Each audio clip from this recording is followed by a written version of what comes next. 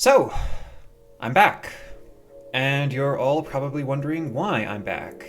Why I decided to put this on YouTube instead of on my blog, despite it taking significantly less effort to type this all out there than to go to the trouble of writing, recording, and editing a whole video. But to answer that question, I need to give a little background.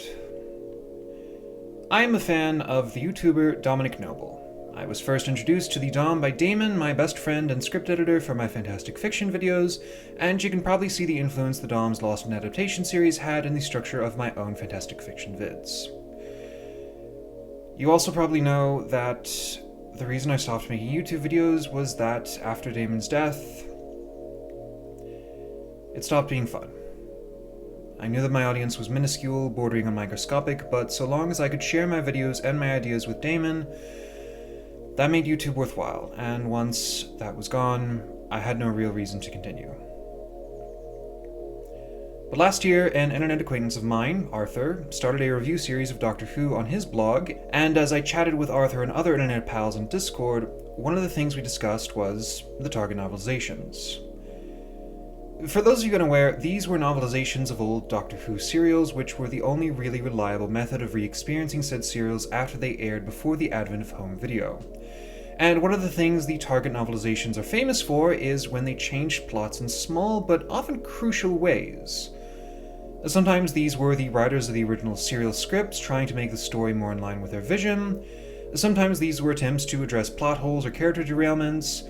Sometimes they were simply efforts to punch up an otherwise dull and uninspired serial. Whatever the case, there are all these little changes from TV to book that I thought were worth exploring, and who better to explore those changes than the Dom? Yes, my first impulse after this Target novelization discussion was to become a patron of the Dom's so that I could get him to make a Lost in Adaptation review of a Doctor Who novelization. But then, almost immediately after coming up with this idea, I was confronted with a question. Which novelization should I choose for him? After all, there are well over 100 Who stories from the classic era, and even if I had limitless wealth to patronize the Dom with, the man only has so much time and energy and enthusiasm to spare. The task of covering even a decent sample size of the Target books was probably too monumental for the Dom to consider. So then I thought, what if I do it myself? I didn't want to, at first. Like I said, YouTube stopped being fun after Damon died, and I felt a project of this size deserved the full YouTube treatment. Also, one of the greatest taboos in the YouTube game is in copying another YouTuber's style or format, and I didn't want to violate such an important rule of etiquette.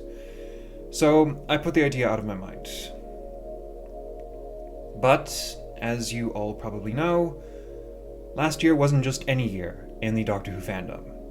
It was the 60th anniversary of the franchise, and as November drew closer, the conversations and discussions I had with my friends online grew even more excited and enthusiastic. And at some point, that was when I realized, doing this idea, this Doctor Who themed spin-off of Lost in Adaptation,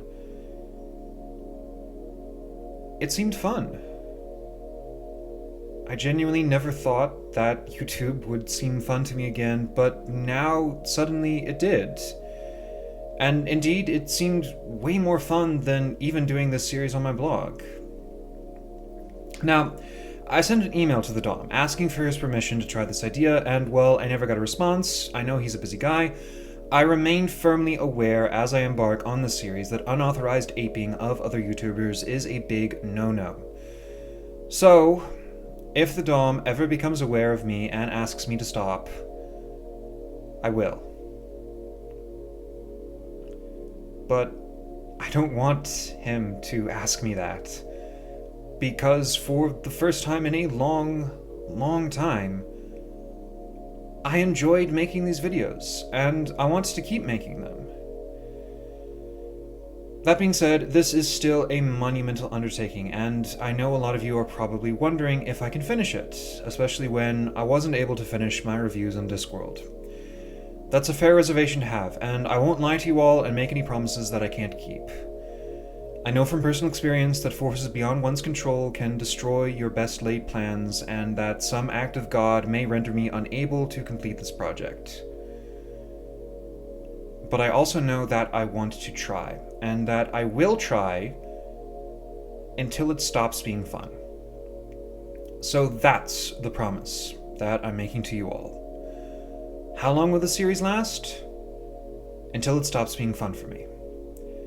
Maybe that will be for only one season. Or maybe just the first Doctor's era. Or maybe just the Black and White era. Or maybe for the whole classic series. I don't know. But I won't find out until I put my nose to the grindstone and try. Will I? So, without further ado, I now christen this new video series Lost in Regeneration.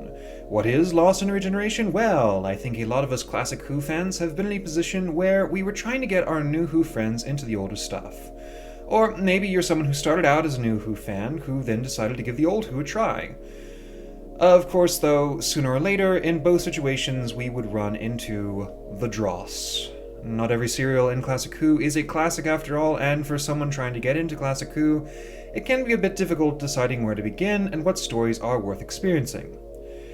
As such, while the primary aim of Lost in Regeneration is to discuss the changes that were made to the stories in the novelization process, I also want this to be a guide on what Classic Who stories you should experience, and whether you should experience them as a TV serial or as a book. The videos will be structured on discussing the serial, discussing the book, and then coming to a verdict on which is a better version of the story, and then, once a season has been fully covered, I will put out a video analyzing that season in full, and its place in the overall story of Doctor Who's production. So, for the next few weeks, every Saturday at tea time, at least in my time zone, a new Lost in Regeneration episode will pop up here on my channel, and I hope you all tune in. Please like, comment, and subscribe if you want to be kept abreast of updates, and I will see you soon with an unearthly child.